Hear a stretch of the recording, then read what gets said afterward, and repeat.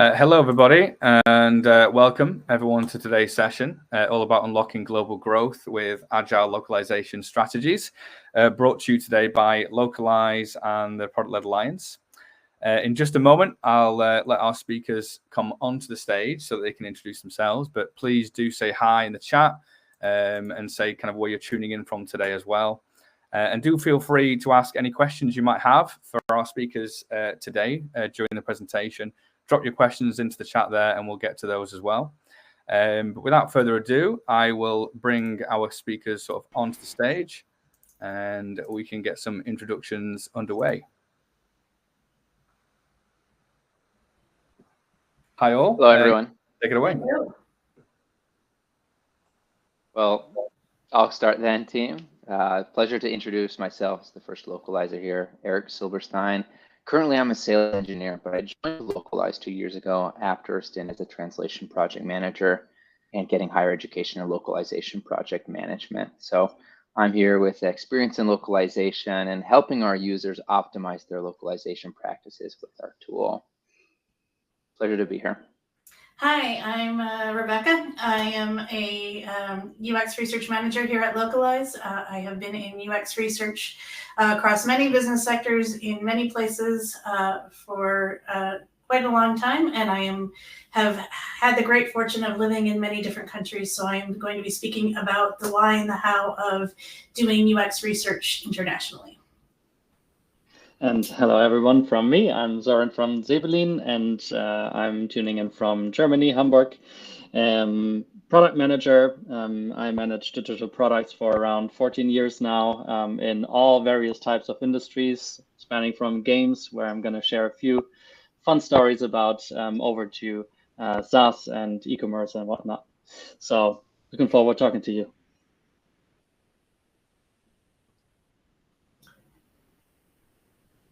Adam, shall I begin?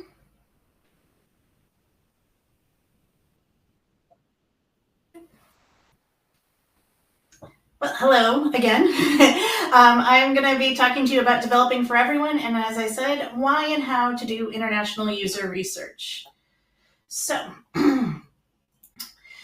McDonald's is a name that everybody knows. It is very much an American company when you think about it and how it started and such like that. But nearly 50% of its sales is actually international. And one of the reasons they do this is because the menu isn't the same across the globe. And how they figure out what's going to be on the menu and what isn't going to be on the menu in various countries is done by research.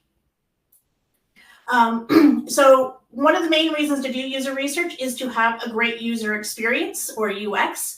And when we think of UX, there are actually 6 components of this. Who are your specified users? What are their specified goals? What are their specified context of use? When they're accomplishing those goals, how do they define effective? How do they define efficient? And how do they define satisfaction? And when we're talking about what we're going to be talking about today is that specified users, because every person you talk to is different, but there are commonalities, and understanding where there are commonalities and where there are differences is critical to creating a great user experience. And the reason it's critical to a great user experience is that this is how our brains work. I have other presentations where I go really deep into this, but really quickly, there is a real world. We sense that real world, and those sensations go through a filter in our long-term memory. And finds patterns. And then those patterns are passed on to our working memory. And that is how we make decisions, is in working memory. And then that's how we take actions, is based on those decisions. And then the world repeats itself. And those patterns actually can be born. Some of those patterns we get while we're in utero and are universal and are linked to our biology. A lot of these are referred to as the Gestalt principles. If you've ever heard of those in design, so symmetry, continuation, proximity, good figure, similarity, and closure. Also, 3 + 3 = 6 is a pretty universal. We're all taught the same mathematical language. So if you've gone to school and you've learned mathematical language, you know that equation as well.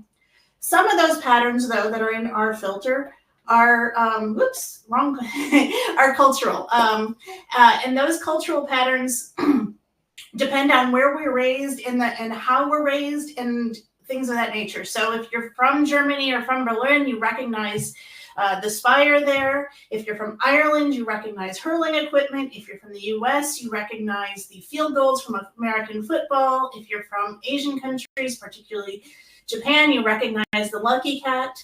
And depending on your prowess with languages, you might recognize that Tianda is how you say language in Irish.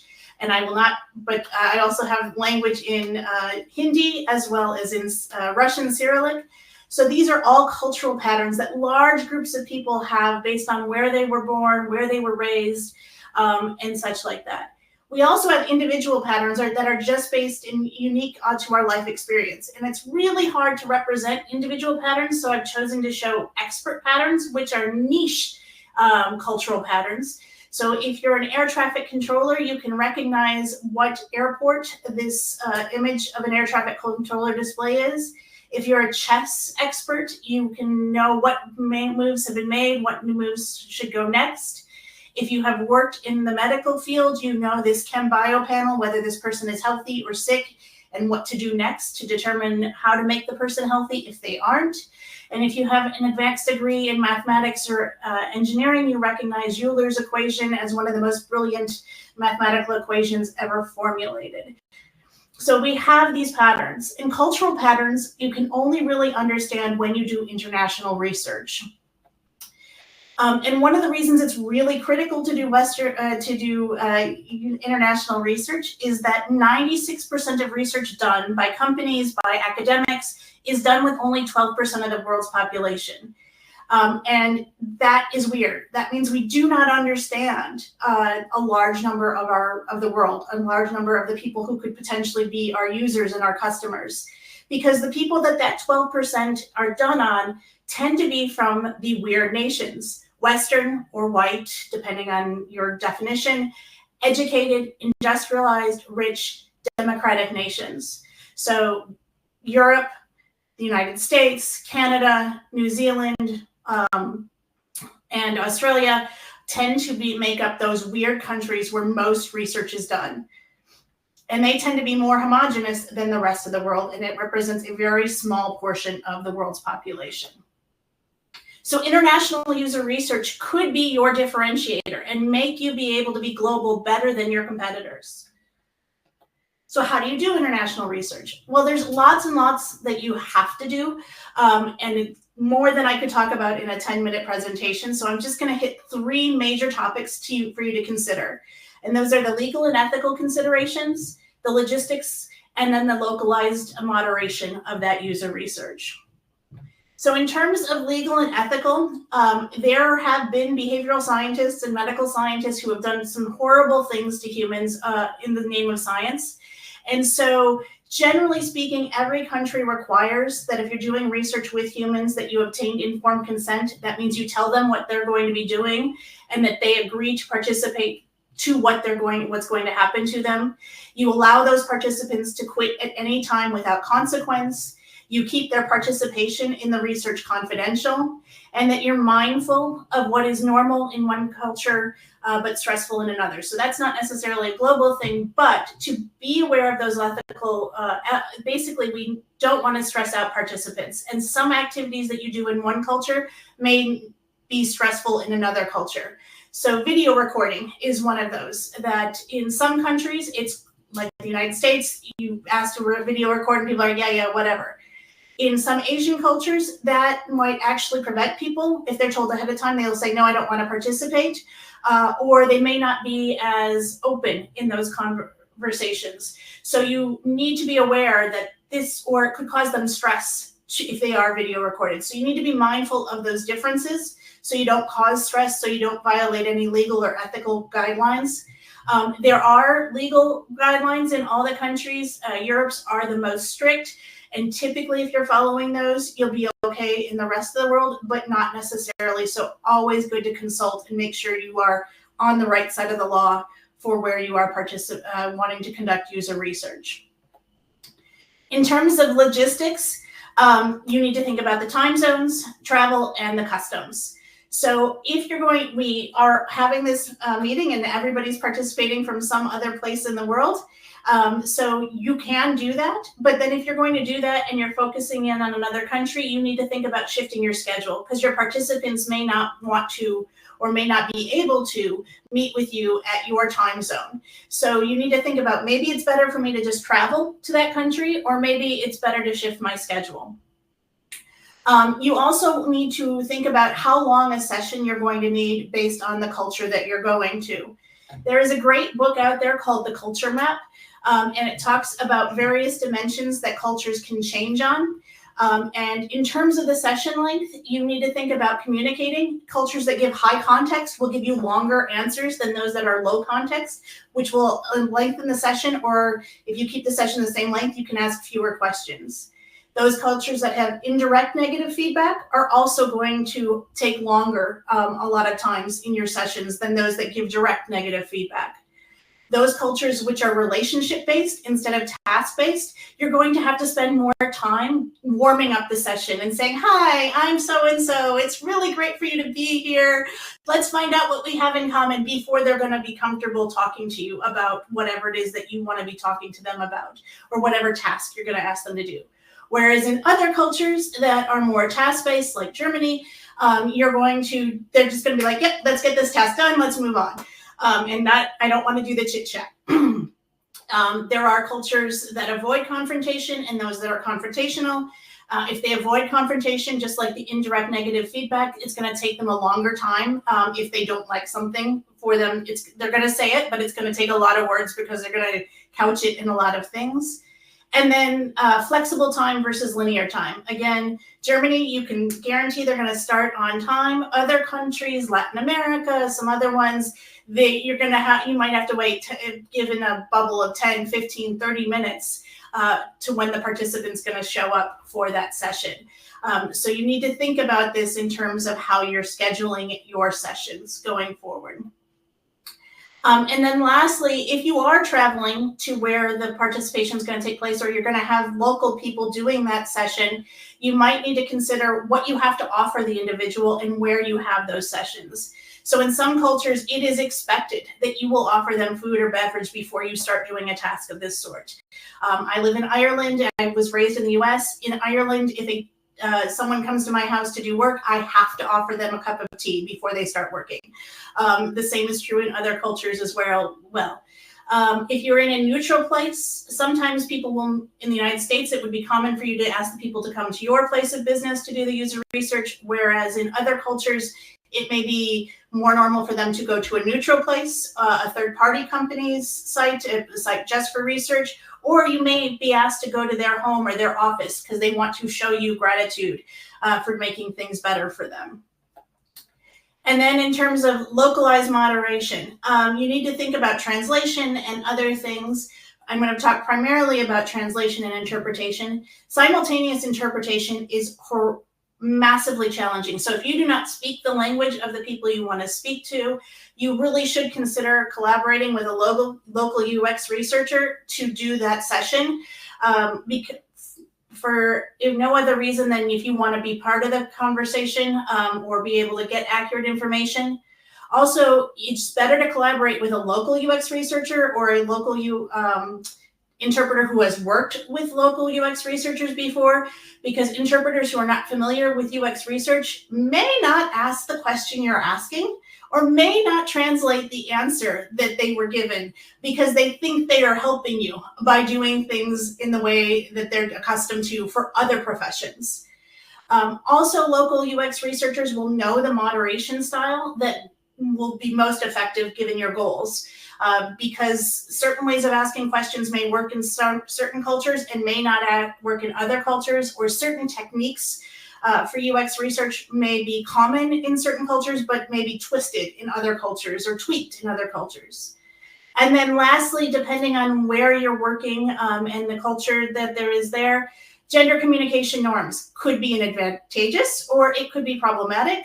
I worked with the U.S. Department of Defense while they were working in Afghanistan. I wasn't involved in the research, but I partnered with a company who was doing research in Afghanistan.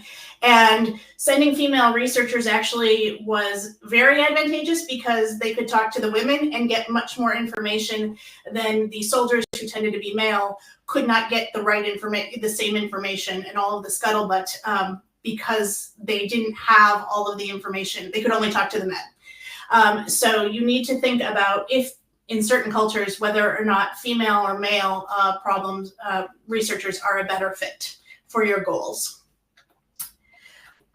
Also related to this UX moderation, having your body language might need to be tweaked for it. Appropriate eye contact varies across cultures. Appropriate personal space varies across cultures. I have a friend who shared a great photo with me of him living in Japan, where he had, the Japanese were all queued up really close together. He was about a foot away from, or a meter, about a third of a meter away from the next person in line. The next Japanese person gave him his personal space, and then all the other Japanese were super close together because they recognized that personal space issue. The appropriate greeting varies across cultures. Handshake and the style of handshake, kissing or bowing. Certain seating positions may be appropriate in certain cultures and very offensive in other cultures. Smiling from a participant can mean I like this in certain cultures, and in other cultures it could be I don't understand what you're saying, but I don't want to make you feel bad. Blowing your nose in front of a stranger can be polite or impolite in certain cultures. In some cultures, it's like, oh, I'm taking care of myself. And other cultures, it's I'm spreading my germs to you. And your wardrobe choices can be inappropriate in some places. Not just style of clothing, but the color or the patterns on those clothing may symbolize certain things. So this was a really quick run through of why international user research is important and how some things to consider. Crossing borders in research isn't simple, but it's how products go global. And I'm happy to answer questions here and on LinkedIn, and I share information about user research all the time on LinkedIn. So look forward to connecting with folks. Eric, I think you're up next. I think so, but I want to look to see if we have any questions related to user research, and I don't see any yet. So I'll continue from there. And it's a great segue. So if Rebecca's given us insights into, do we know which locales and which regions we want to expand into or to initiate a foray into? How do we get to know that? Well, my part of this presentation is, how can we plan for it actually expanding and getting into these markets with our products, with our marketing material, whatever that might be. So Adam, I'm sharing my screen. Why don't we swap out screens and I can get started.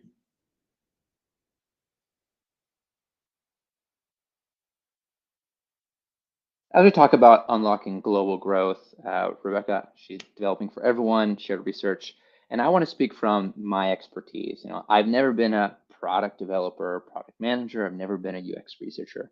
All of my professional experience is actually in the weeds of localization. And I thought, what might be interesting to product-led growth, the product audience, maybe designers that are here with us, and that is, well, how do we begin to think about localization and implement it early on in our product development process? And that could be development for marketing assets, could be development for designs, whatever that might be. So I'm going to scroll down to my portion. Get started. So the two topics I wanted to really dive into is planning for localization and localization strategy. And one thing Rebecca spoke about, and she shared all of these details, I thought, holy hell, how am I supposed to know all these cultural nuances and differences? And the truth is, it's impossible for one person to be an expert in conducting research in Japan, and then in Ireland, and then in the US, and knowing all of these cultural differences. So what tools can we use so we can be successful researchers and then actual localizers? Because one person just can't do it all. No one has a brain that big. Until Neuralink is installed in all of our brains, maybe it'll happen, but that's not today. And I don't want anything in my brain anyway, so I'll never be that guy. Well, as we plan for localization, I wanted to call attention some of the characteristics we have to think about. And this is kind of like the tip of the iceberg.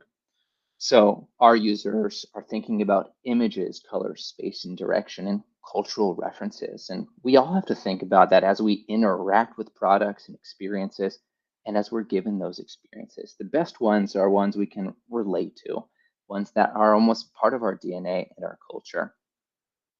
So let's start with color.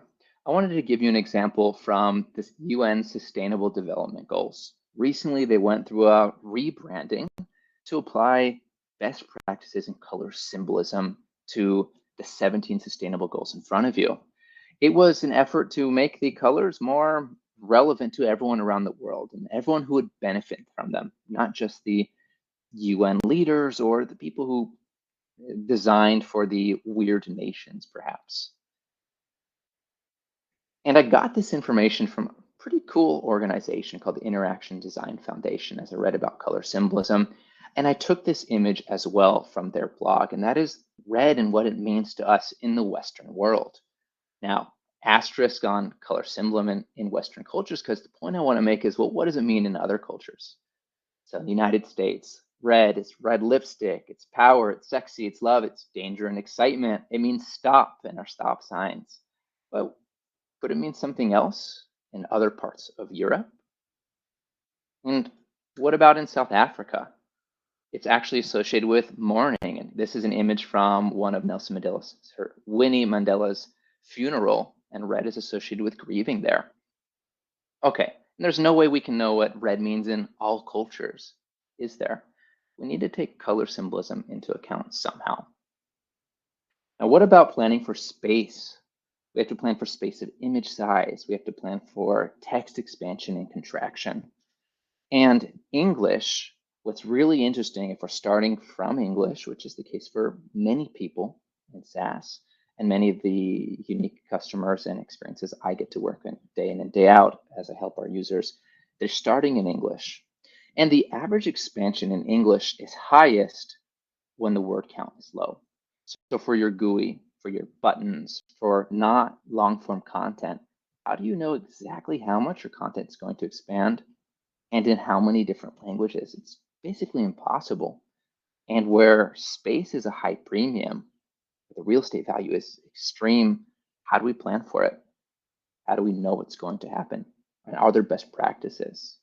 All right, so now we're thinking about color. We're thinking about space. What else do we have to juggle? And I wanted to bring up a third example, and that's bidirectionality. For translating or localizing into Hebrew for Israel or any Arabic language, or the right to left. When we go into the Middle East, we have to think about how our images will be affected, how sequences, when read from left to right or right to left, can change in meaning. So these three images, man is asleep or tired in the desert, drinks Coca-Cola, he's energized and running. Well, what if in your marketing campaign it was done the same in right to left? Would you be telling the potential buyer that you drink Coca-Cola and you will lose energy and die? Maybe. How do we keep this into consideration? How can we be almost omnipresent with cultural considerations, knowing everything all the time, how our users will interact or react to what we put in front of them? My goal is to make you feel like this. Oh my God, there's just no way. It's impossible for one person to do it all. Doesn't matter how many years they've been in localization. They might have great stories, they might have great anecdotes, but no one's an expert in everything. And there's a tool we can use in order to avoid feeling like this and avoid any mistranslations or misrepresentation of what we choose to convey to our users. And that's called a localizability check. It's kind of a vague term, it can mean almost anything. But to me and to many localization specialists, it is involving localization stakeholders during the initial project planning stages or draft stages of whatever you're wishing to launch into the world or into a new market. So they can tell you, this color's good, this color means this in my language. And it can be done by professional agency partners, like a language service provider, or even your multicultural colleagues at Localize. Soren, you're Swedish, I think? No. Where are you from, Soren? German. Germany, okay. Yeah. I don't know why I Almost thought that. I think from our outside. though. I'm born and raised in the United States, but I speak Spanish. I have a lot of experience in Latin America. Rebecca's from Ireland. We have colleagues from all over the world. So we could leverage our own collegial knowledge in order to do some basic localizability checks. And sometimes that's enough. So keep this in your thoughts. Once we've done the research, we know where we'd like to expand. Well, before even drawing and designing product, let's talk with some localization stakeholders to understand, is it viable? What pitfalls might there be? And we can get started on the right foot. Once you've done that, we can move on to localization strategy. So everything comes back to the dollar bill. Business goals, return on investments, your competitive advantage, it's all about ROI at the end of the day. That's what businesses exist for. They're not nonprofits. Businesses, they're here to make money, and we're naive if we think any other way. And so as we're trying to create a localization strategy that can be supported by the C-suite, where they see the ROI and the dollar signs, we can begin by thinking about low-hanging fruit. And our strategy can implement or take advantage of the low-hanging fruit. And we'll consider cultural compatibility, the content type, your resource availability, scalability, and quality. So as we're designing our localization strategy, we've identified the regions we want to work into. Now we have to identify quality, which content to localize. We can think about these things. So culturally compatible, I put Texas, where I am based out of, and Beyond Meat's plant-based burger patties. I think they'll get much more ROI marketing in Portland and in California and maybe in New York, but in Texas, I don't see it going very well. So maybe not the best strategy to expand into Texas for Beyond Meat. But that's one way we're not cultural compatible with my example. You can also think about the written language, text directionality. Find the most culturally compatible languages and cultures for your initial launch. It's much lower hanging fruit. Consider resource availability. Do you have colleagues in Germany who can review German translations? Does the budget even permit a reviewing of German translations or permit the hiring of a language service provider? And if we do with a language service provider, based on their location and their speciality, which languages are they specialists in? And which languages come at a decreased cost compared to lower dispersion, more, I don't want to use the word exotic, but lower dispersion, so lesser spoken, lesser used languages that usually cost much more to localize into. Scalability. Talk about scalability of the language. Are there many dialects for easy conversion of Mexican Spanish or US Spanish to Argentinian, Uruguayan, Paraguayan, or Spain Spanish? What's the market potential? And then there's the technical consideration of your code. If you're going to be localizing an app for launch in a different market, web app, mobile app, what's required to internationalize it? That lift will increase if you have to implement bidirectionality of text, use another character set, or even mirror images, right? Quality. What's low-hanging fruit here? Well, define what is acceptable for your user experience. If it is something like help documentation where machine translation or a low-touch workflow can provide acceptable quality, that's a great low-hanging fruit. That might work for Spanish, where DeepL, Google, or OpenAI are extremely effective, or more effective, say, than into Norwegian or a low dispersion language. And then what's high touch? And will you need high touch in order to get to your acceptable quality? That might disqualify this language or decrease the ROI to disqualify it from your initial localization strategy. Content is an option. So is there content that is culturally almost indifferent? Help docs, technical documentation is a great example. What about low risk, where there isn't any opportunity for a cultural mistranslation or offending someone, like a submit button, your graphical user interface? And of course, there's always the legal requirements, which has become a very big motivator for localization in the recent months and year, when Canada implemented a law requiring all businesses to provide, I think all services are all written services in French, Canadian, and English. So is that an influencing factor?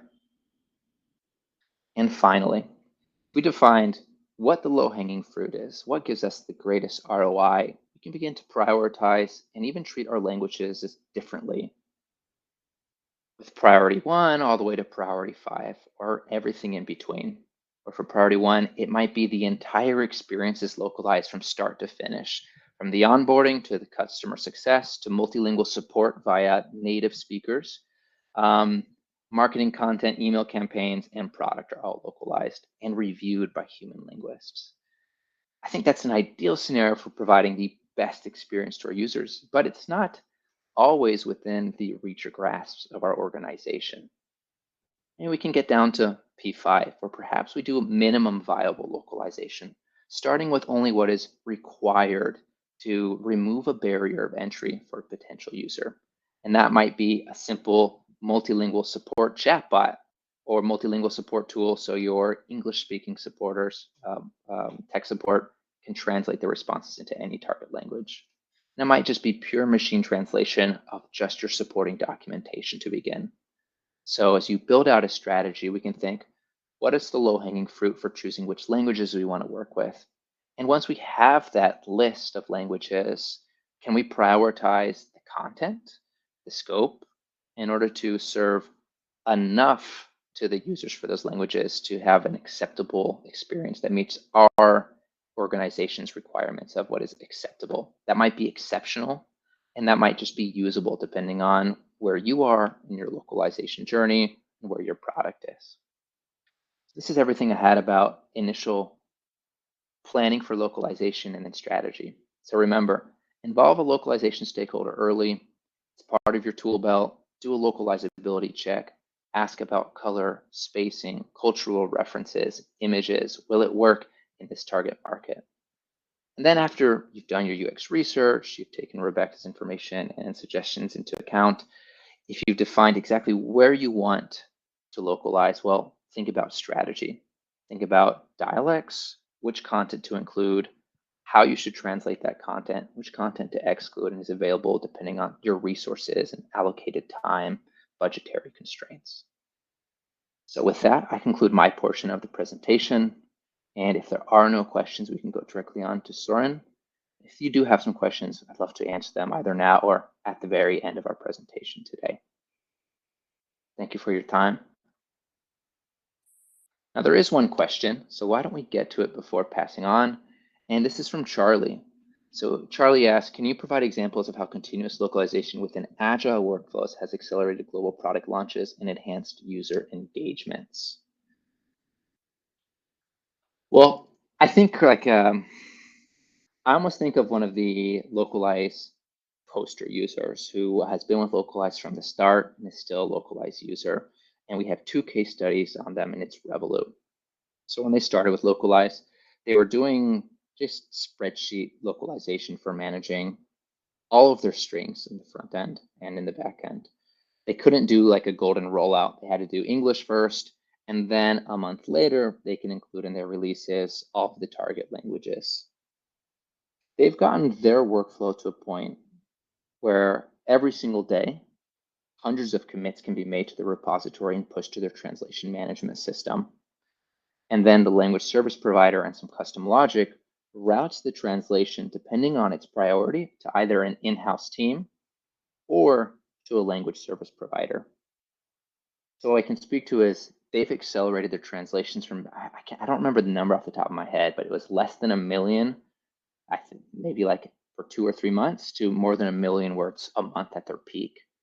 And that in turn has accelerated global product launches. So faster and higher throughput of translation and turnaround time, so they could roll out target languages at the same time as their base languages within their product, which was an app.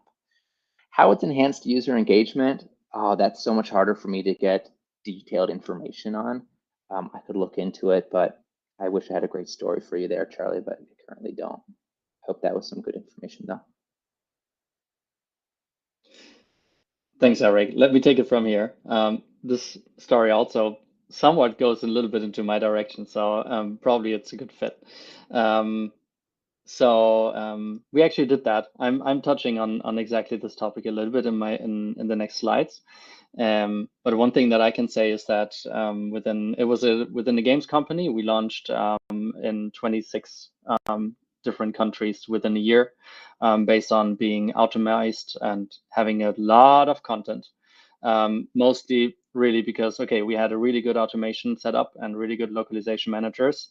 But at the same time, also, we did continuously deliver value over time and new content and new features. And that thanks to the fact that we had it all set up during the implementation process. All right, but let me take it from the beginning. So I introduced myself already. I'm Sören von Sebelin, as you can see. And during my last 14 years, I have worked on a lot of different companies and products. And to be honest, like most of them actually were international. And I wanted to share with you the lessons learned from managing global products. And yeah, I'm going to start here. So let's imagine you have already launched globally, at least in 1 or 2 or 5 or a few more countries before. And how do you actually ensure that you can keep delivering value over time? So I'm going to cover delivery, lessons learned on delivery, lessons learned on discovery, and a few things on segmentation that helped for me in my case. Let's start with the delivery. So I was responsible for a game that we've managed to launch in more than 25 countries within 1 year, while still at the same time delivering meaningful updates. And the major core essence was events. So we had a lot of events, and they were driving most of the revenue, especially when we're looking at short-time revenue, but also big retention drivers, and it was based on micropayments.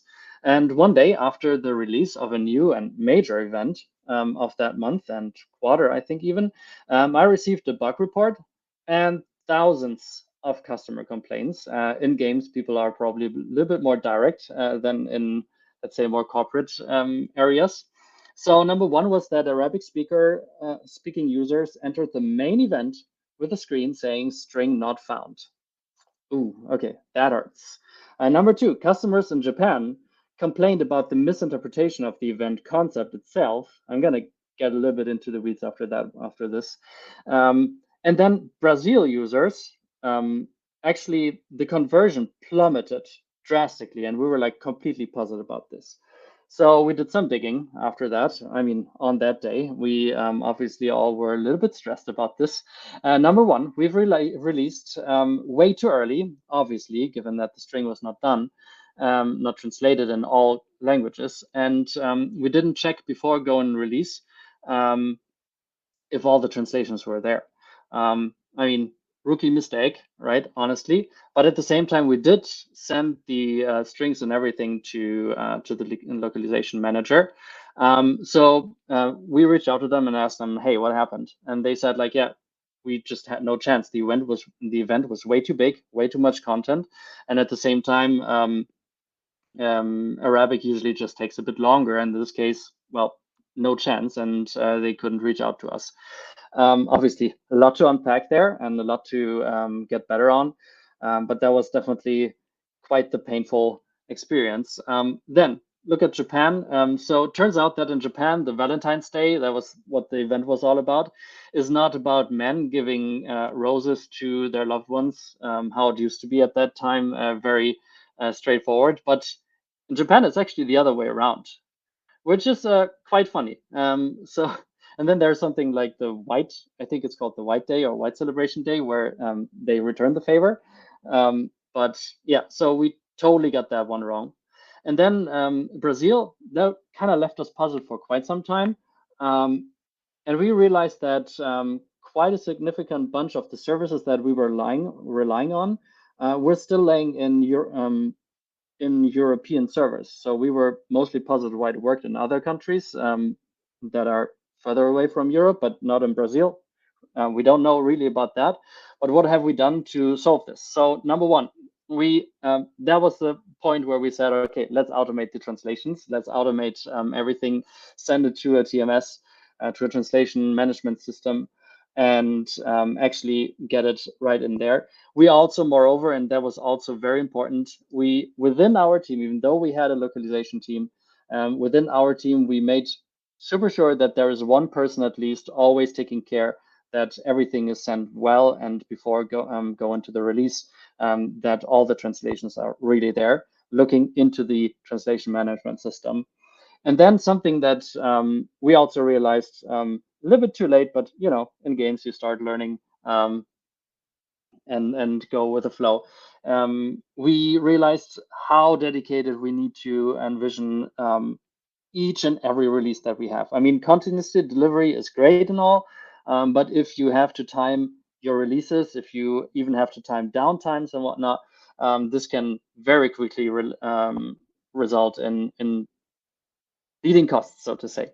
Then the second one, and I love that, Eric, you picked it up as well. What we did is we built up a community of international, let's say, customers, users in that case, and we simply kept asking them. We kept asking them about the concept that we were about to deliver. We kept asking them in surveys, for example, hey, which of those events resonate with you, which don't? And this was super useful. We also obviously did some Googling here and there, just to figure out if we're going completely in the wrong direction. These days, I think you can already, it's not bulletproof, obviously, but I think AI can already give you some good hints, better than Googling, obviously. But the holy grail here is really talk to your users of all the different markets. And then something that we did way too late, but also luckily we did it. It saved us a few times after that, that we added local performance monitoring. So we really understood that the response time in Brazil, in Canada, in Japan was very, very low or high, and therefore we could basically act accordingly. All right, moving on to the discovery topic. So expanding globally taught me that what works here doesn't always work elsewhere, obviously. And we heard a lot about the nuances, right? So when you're trying to figure out what to build, make sure to get a bit more nuance into the discovery work. So I was responsible for a software as a service B2C platform delivering a new dashboard, fancy and cool. And the expected adoption rate was growing way too slow, and the engagement was weirdly low after we resolved it. So I checked with QA, and they reassured that nothing was wrong. All texts were there, all servers were set, everything was fine, performance was looking good. And then the first reports resulted in very moderate enthusiasm, given that somehow it wouldn't pick up as we all expected. So it was actually one of the big releases, and way less happened than we anticipated. And this is what we found. So we dug deeper into the data, which was pretty hard at that point, and we realized that our European markets were performing much better, while South American markets dragged the average drastically down. So that was already weird. Okay, turned out that European users valued customization, which was very much highlighted in the product, and we even advertised with that within the product and with our marketing. But at the same time, actually the Southern American ones, customers that we had, they actually valued way more sharing and collaboration features. And we didn't even mention them. We had them, luckily, but we didn't really mention them. No big time. We thought it's not the major key essence of the whole feature. In this case, well, we learned our lesson. And then some wordings were misinterpreted, and customers couldn't figure out, basically, based on the tooltip that we had, that it wouldn't work. Overall, it was way too hard to extract the data. So we really needed to get our hands dirty there. And here's what we did. So number one, we integrated in-context feedback functionalities into the product, making sure that it's super easy for our customers to reach out, and that there is a very low barrier. Whenever they're confused, they're going to contact us. While at the same time, something else cool that we could do all of a sudden is mini surveys. So we needed to make sure that those are localized, obviously, but we could at the same time also ask. We could understand, okay, hey, follow-up questions when they asked us something, and therefore this already gave us a great head start for let's say the next tendencies, next ideas, what to move forward to. And yeah, actually the little bonus here is that we managed to mildly incentivize it. It was, in that case, we actually offered them early access to features that were kind of like we're exploring. And like this, we also at the same time identified early adopters, and we could catch a lot of uncanny UX dents. So that was super helpful. Then we've set up a panel, yet again, of cultural advisors. Here you can see how important it is to talk to the people. And we started sharing early concepts with them, but we didn't stop really there. We're talking about product discovery here, right? So we even invited to certain extent, we invited those advisors to our brainstorming sessions, to early sessions where we had a prototype already at hand, and we shared it with them to basically get as good and much feedback from a cultural standpoint, from a market standpoint, back to us. That actually was a game changer for us, and like this, it actually skyrocketed in terms of how we also market things and how we could communicate things and onboard users, basically. And since it was super hard to dig deep enough to quickly see how each of the market segments were actually adopting, we added very specific properties that helped to identify finally those segments. And in that moment, we used Amplitude, but I know a lot of other great analytics tools have very good ways of adding properties, user properties, grouping based on the target group that you're going for. So that's definitely, those were things that really made a big difference when we learned more and more on how to dig deeper. Now let's talk briefly about segmentation, and we've already heard a lot about the differences. I would say don't spread yourself too thin. If you're going global and if you're going into a lot of different countries, as Eric also said, there's a lot to think about. At the same time, you should know who you should target and who you should respect. There is a difference there, right? So the segmentation groups that helped me most in my work, I listed them here already. So when traveling to other countries, you may notice that the music that's playing in the taxi comes from YouTube, or it comes from Spotify, or from a radio. And I just basically told myself I gotta stay curious about what type of media people are using in different countries and different cultural groups. And I think that's totally fair. But at the same time, it does make a big difference in terms of how do they consume the product that you're actually delivering. Then, in terms of culture, there are the obvious differences, like celebrations, but there are also less obvious things that Eric and Rebecca thankfully already pinned out. So think about values, principles, and also mental models of like, do I look from right to left? How do I understand information and hierarchy of information, so to say? Then seasonality. It is not only about when are some celebrations or when is summer, but also when do the children go to school? When do people usually take their vacations? Those type of things definitely have impact on the results that you can expect in certain areas in certain times. And then the most favorite part of the product teams, at least, the regulations. Obviously, thanks to GDPR, that's at least where it started very strongly for me. Very strong projects and very important projects, but at the same time, also very important. And you need to take care of this. So you need to be aware in those countries that you're serving with your product. Maybe there's a law in Canada coming up, and that is basically impacting your next week's plan. That can happen. Though overall, most importantly, when you're running user interviews and A/B tests and experiments like fake door tests or other things, make sure to look at the key markets that are strategically focused and your product and your company actually wants to work towards. So that when you start being available in more than 5 countries, it actually usually starts getting very blurry, and you risk to spread yourself way too thin. And like that, I want to thank you for your attention. Reach out to me also on LinkedIn and have fun delivering global.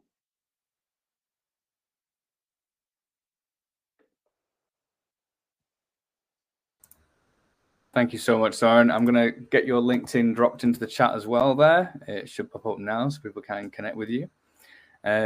Yeah, thank you very much. I mean, that was fantastic from all 3 speakers today. I think we did have a few more questions pop in the chat. I know that Rebecca very kindly got to Fee's question just there. But we did have a little question, I think, from a Marissa. Asking what tools or platforms work best for automating the localization process within agile workflows to improve efficiency. Kind of throw that at the panel. I think that might be my wheelhouse theme.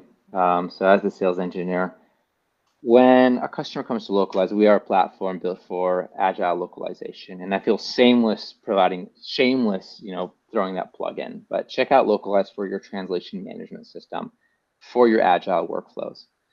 But the question I get from users all the time is, can you connect to this and connect to that? And we have users who want to have automated in and out from their CMS. And the first thing I always do is I check the documentation. Is this tool API first? Can I get all of the data into a translation management system in an automated way? And can I get it back into the source of the content, whether it's a CMS or a repository, in an automated way? So looking into the right tools and evaluating not only the tools you want to work with today that require localization, where that content lives, but also other teams that will jump onto the train of localization and will need to connect their tools later. So finding one that's API first for custom connectors, or that they have those connectors available out of the box. We've got major connectors with all major cloud repositories. So check out our integrations page at lokalise.com. We were built for agile localization. Anything else, Rebecca or Søren, you wish to add? I would add, since I told the story about how we did it, we directly connected to the translation management system. I would not expect anything in between. I mean, we did it together with the, let's say, delivery management with the merge requests to make sure that those things get pushed the moment they are actually final and not during the development process, but that's basically handled by your developers.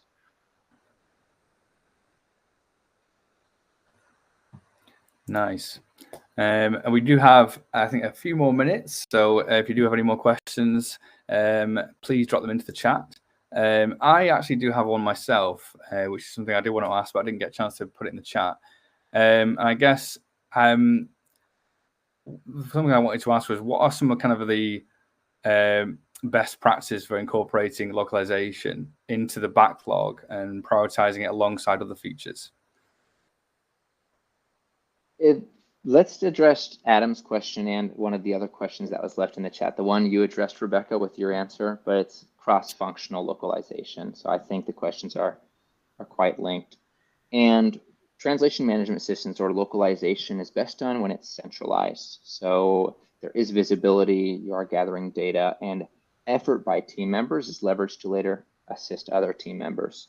So to ensure that localization is aligned with user feedback or market-specific requirements, we can centralize the process and then add some assets to encourage or obligatory force the use of market-specific terms, language-specific terms, the correct level of formality that translation should be translated into, or other stylistic requirements you have so that you meet your users' expectations for language-specific requirements. So how can you centralize the process, and what localization assets are available? Glossary, translation memory. And how do we then get users to prioritize localization off of the backlog? I might not be the best one for that portion of the question. So Søren and Rebecca, what do you guys think? I'm not going to address that one, but I was going to say that, the first thing is knowing that it's a problem. You can't do localization unless you recognize that you have an international audience that has differences and that those differences can make or break you. And as a researcher, doing research first is always the best step to understand what differences could impact you. And then, so as soon as you put localization on the radar and you make it a central TMS, make it a core thing to be considered, something measurable that people are paying attention to, then you've fought half the battle. How you get people to worry about it before there's a major catastrophe that forces people to, that is a harder question. So I would double down on that. It's awareness. How do you deliver awareness? It depends a lot on the people. As I in my story shared, things happened, and that raised very clearly, very drastically awareness because we saw the dollar signs going down, obviously, because we had a downtime and whatnot. And that was the painful version of it.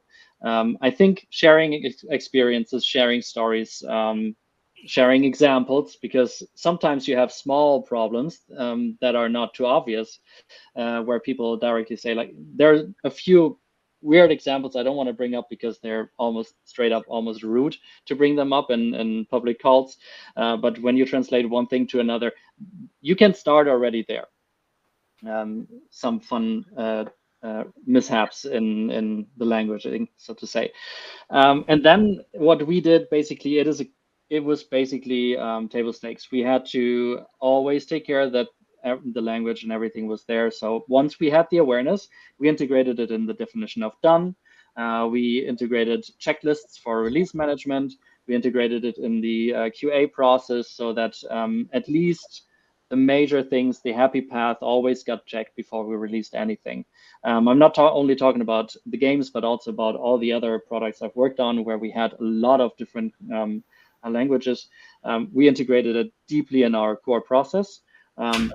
And then in the end, obviously, you had to understand and scale. And you can also these days now, and that's something that I would be looking into, is you can automate that as well. You can even check, like AI is not extremely good yet in understanding which language am I looking at.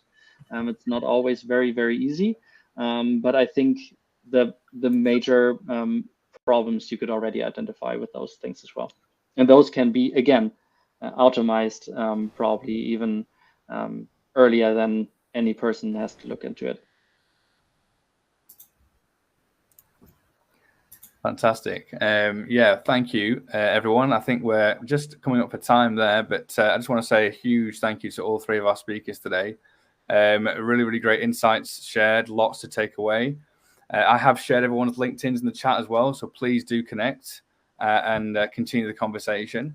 But yeah, thank you, all three of you, for being here today.